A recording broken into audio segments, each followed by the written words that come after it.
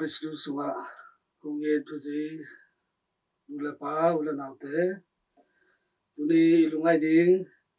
pasian kamalin lai sang thoina mate alian sagi neu som ni la khat pan som ni la kwa changa hi sunga eiten bang mukha ya bang mu yam i chile bang i mu yam i chile to pa isuin ke kyanga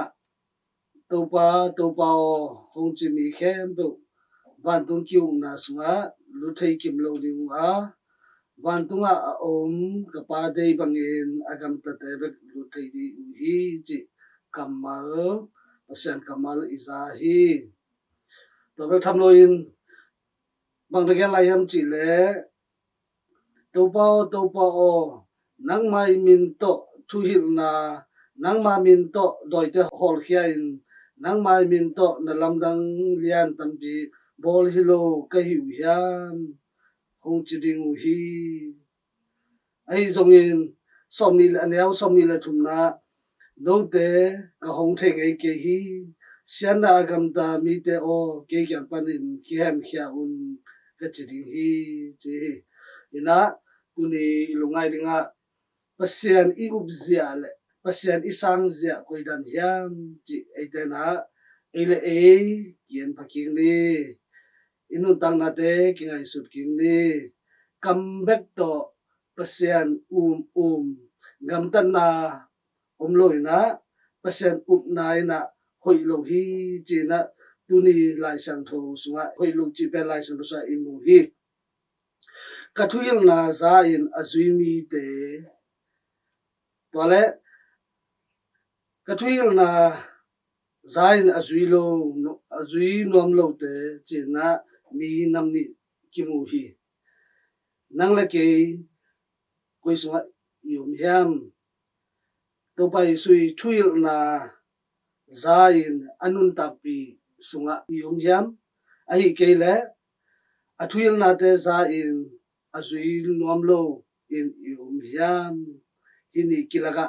ite inun tang na te I Christian nun tang na te kingai sun phani ite I Christian nun tang na sunga pasien thulala te zang na chang bek to hiloin lungdam na chang bek to hiloina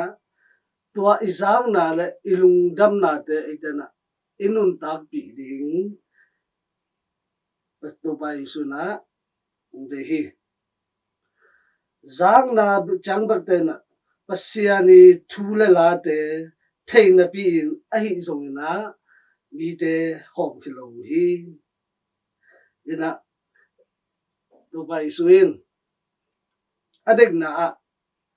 eitena ium na to ki tuak in igam tat ding de hi chi pen phong de ni to pai su I thei na ikisop na te iten koidan na mi te kyanga ilak de hiam to pai su to ikisop na athupi pen a hi hi to pai su ading na lamdang bol na sangin to pai su to kisop na na Christian te ading na oi pen a hi chi ben ki phong de ni ina to pa o ichi ma bangina inun tang na eiten pasian ilung sim tak pi to ithnai na khem pe to ipil na khem pe to ilung sim khem pe to I kha khem pe to ida to pa chi isap ding to pa sen de hi tole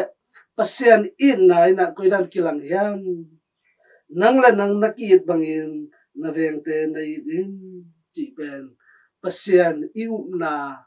etena eveng ipam te tunga thoi thupa ibol king na te to kilak the hi to pa o ichi na be to hinon lo in